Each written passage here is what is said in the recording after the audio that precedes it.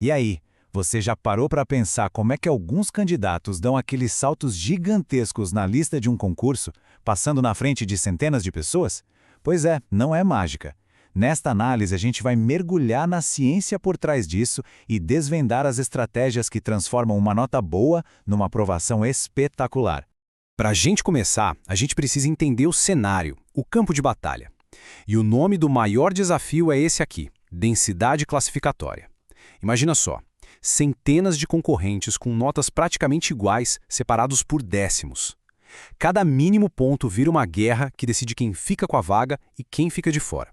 É nesse ambiente super competitivo que a estratégia começa. Então, para organizar o nosso papo, a gente vai dividir essa jornada rumo à vitória em 4 partes. Vamos ver a competição de perto, as estratégias nas provas, os ganhos que acontecem depois da prova e, por fim, a mentalidade que amarra tudo isso. Vamos começar pelo começo. Entender a fundo essa densidade toda é o primeiro passo para saber como se destacar no meio da multidão. E é aqui que o jogo fica sério. Olha só o que essa frase quer dizer na prática. Naquela zona de notas onde a maioria se concentra, um único pontinho a mais não é só um ponto. Ele pode te fazer pular na frente de dezenas, às vezes centenas de pessoas de uma vez. É um salto desproporcional. É aqui que a mágica acontece. Então fica bem claro que subir nessa lista não depende de uma única coisa. É uma estratégia completa, que se apoia nesses 4 pilares que a gente está vendo. Cada um tem um potencial de ganho e uma dificuldade diferente. É preciso saber jogar em todas essas frentes. Ok, agora que a gente já entendeu o cenário, vamos para a ação. Como é que a gente maximiza os pontos lá na hora do vamos ver nas provas objetiva e discursiva? É aqui que a tática entra em campo. E olha que interessante, não existe uma fórmula única. Cada banco examinador é um jogo diferente. Em algumas, como a Sebrasp, uma errada anula uma certa, então é preciso ter uma precisão quase cirúrgica. Em outras, como a FGV, as provas são maratonas de resistência. Quem está na ponta sabe exatamente qual é a regra do jogo e adapta a estratégia. Agora, se liga nisso aqui. A prova objetiva, vamos dizer, te coloca dentro da disputa. Mas é a prova discursiva que separa os vencedores. É aqui que a gente vê os maiores saltos. Alguém que estava lá na posição 500 pode, com uma ótima discursiva, pular para dentro das primeiras 50 vagas. É um divisor de águas. Mas, como conseguir um notão na discursiva?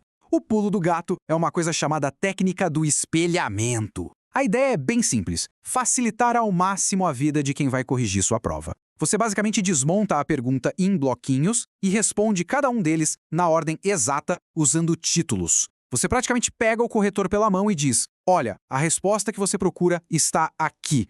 E a nota final é uma soma de várias partes, tá? O conteúdo técnico, claro, vale muito, quase metade. Mas olha só o peso do resto.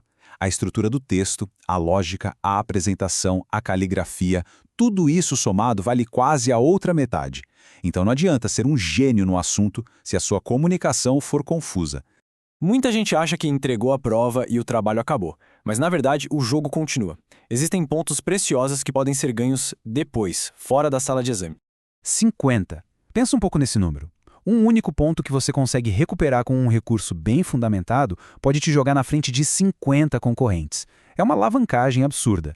Mas, beleza, como funciona esse impacto na prática?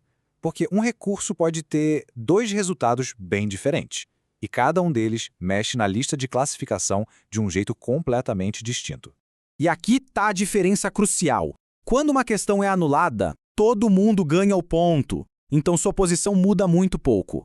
Agora, quando a banca altera o gabarito, aí sim a mágica acontece. É um verdadeiro terremoto na lista. Os pontos são totalmente redistribuídos, gente que estava lá em cima pode cair e quem estava embaixo sobe com tudo. É aqui que acontecem as grandes reviravoltas.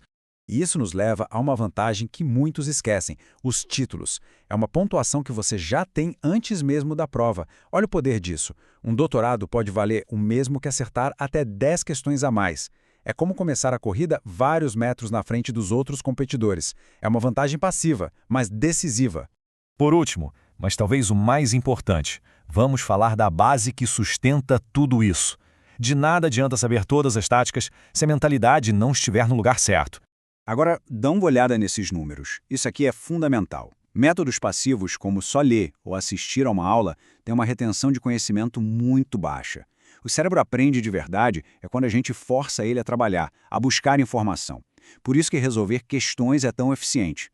E o nível máximo? Tentar ensinar o que você aprendeu. Aí o conhecimento realmente fixa. Os primeiros colocados encaram a preparação como atletas de elite. Eles não cuidam só do conhecimento. Eles gerenciam a mente, o corpo, o sono, o estresse. Tudo conta para chegar no dia da prova no auge da performance. E no fim, é isso. A lista final de aprovados não é sorte.